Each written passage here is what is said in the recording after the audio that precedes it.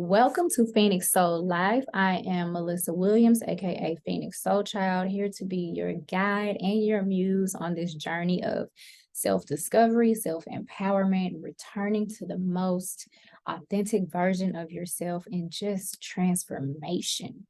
So I'm here to show you how to use astrology and spirituality to aid yourself in that process. First things first, I'm going to show you how to look up your natal chart. If you're using astrology for self-development and to understand things around you a little bit better in your life, you need to know how to look up your natal chart. So if you go to astro.com, this is what the home page will look like.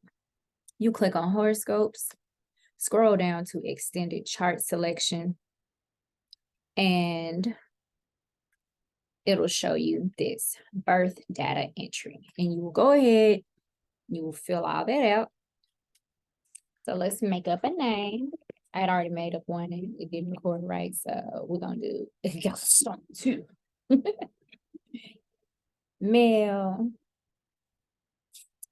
And we're going to say his birthday is July 1976. Born F6:23 a.m. in Illinois. Click continue. All right, so Gaston's chart has popped up. Well, almost. We're almost there. Chart type, natal chart wheel. We're going to just leave it there. There's a lot of options here that you can explore later as you learn more. But for now, let's stay with the natal chart wheel. Chart drawing style, web default is fine. Again, a lot of options you don't necessarily need right now. Start date should just be today's date. House system, you can use default or you can use whole sign or you can use equal sign. If you are a beginner, you might find it easier to use whole signs or equal signs because all the houses end up being the same sign, same size. So I'm going to show you whole signs. I'm going to click on show the chart. Drum roll, show the chart. All right, so there is Gaston's chart. You look at the top, you want to just verify that your birth day and time is accurate. If not, you can go back to edit and you can fix that.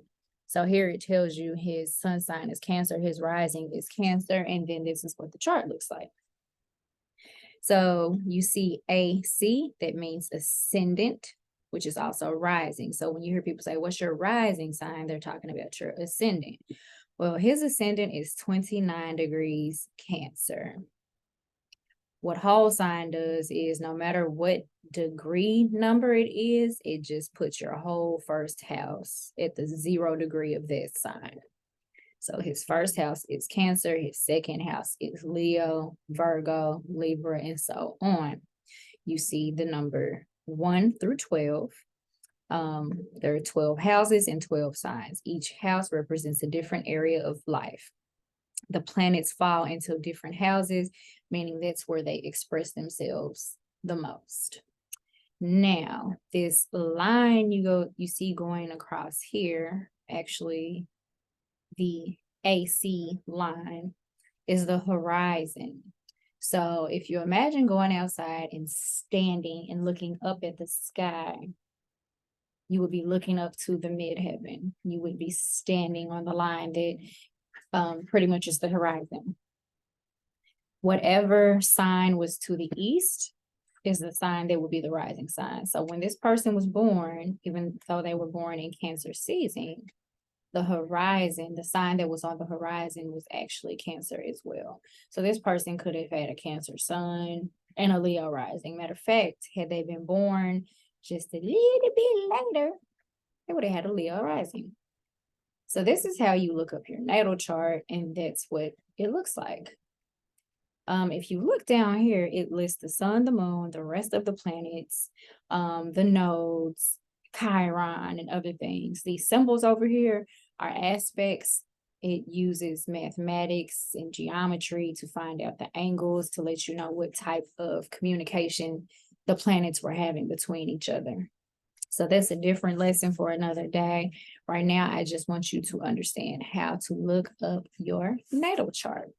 Now, I did say I was going to go back and show you a different house system. So that's whole signs.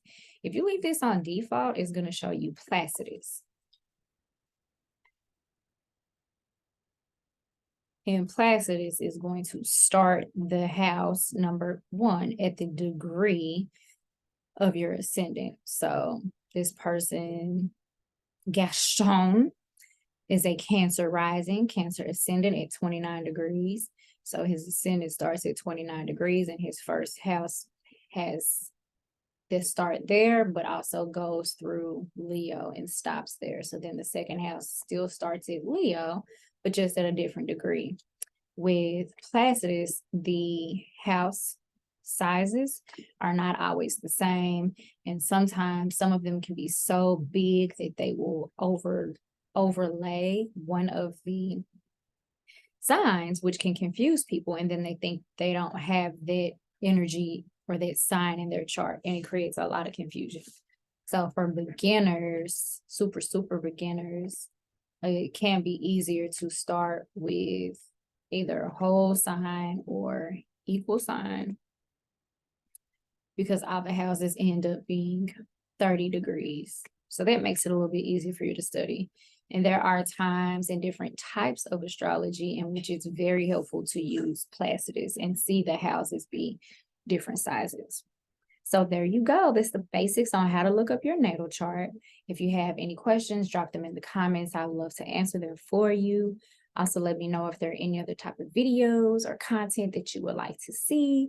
And share this with a friend if you're trying to get them into astrology. Maybe you guys can explore your charts together, especially if you have any Libra placements.